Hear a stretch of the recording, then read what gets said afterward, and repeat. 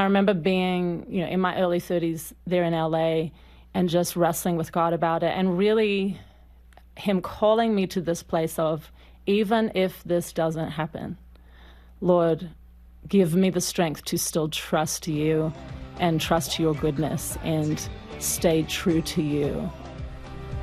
Welcome back to GMA3. It is Faith Friday, and that was our next guest, Grammy-winning artist Rebecca St. James and her husband, Cubbie Fink, also a musician and a founding member of the multi-platinum indie pop band Foster the People, and both of them are getting real about finding love in marriage. In their new book, Lasting Ever, they share their love story and how faith actually brought them together. Here to share more, Cubbie and Rebecca, thank you so much for being here.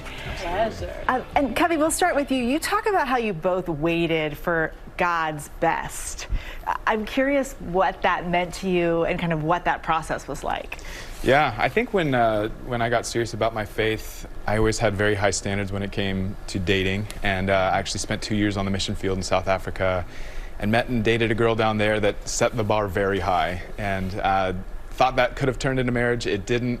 So I kind of carried that bar with me as I went through my years of waiting and searching, and really kept me from settling from anything less than that standard. And ultimately, when I met Rebecca, it was a bit of a miracle, because being in LA, it's tough to find God-loving, God-fearing people. And we met, and the rest is history. But having that standard was pretty important. Rebecca, you have an interesting phrase about nurturing the marriage in the winter, celebrating it in the spring. What do you mean by that, and how can everyday people do that in their marriages?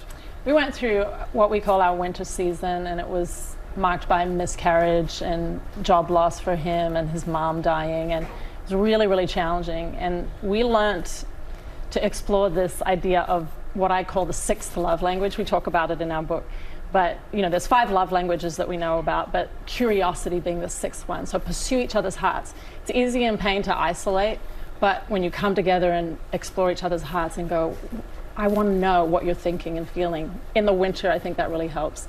And then in the spring, God brought us into an amazing spring with 2 more children, and this book, and so many new opportunities in life and ministry in our careers, and just thankfulness, gratitude in those times. Because life is hard.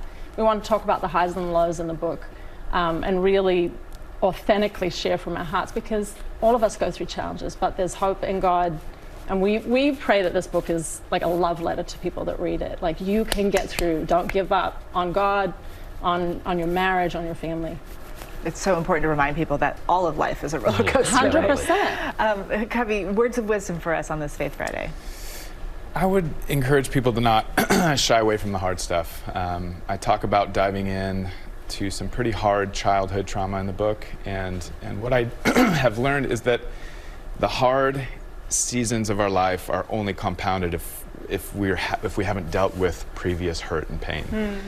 Diving into that stuff and wrestling through it and finding healing on the other side has only helped alleviate the pressure of the here and now.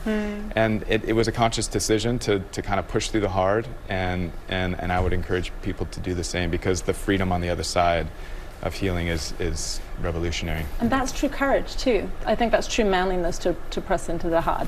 Definitely. Yeah. Rebecca, Cubbie, thank you both for being here with us. Thank you for having today. us. It's been a joy. And you can pick up a copy of Lasting Ever everywhere books are sold, or you can scan that QR code right there at the bottom of your screen if you'd like to purchase a copy.